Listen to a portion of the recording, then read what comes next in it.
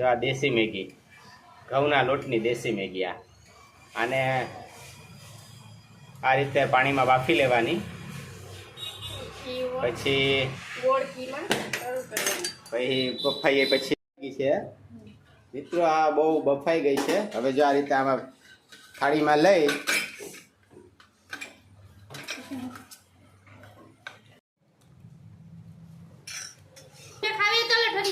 આ રીતે ગોળ નાખવાનો, એમાં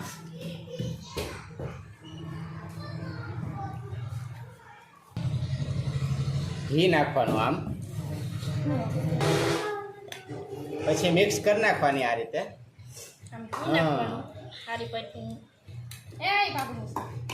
પછી મિક્સ કરીને ખાવાની.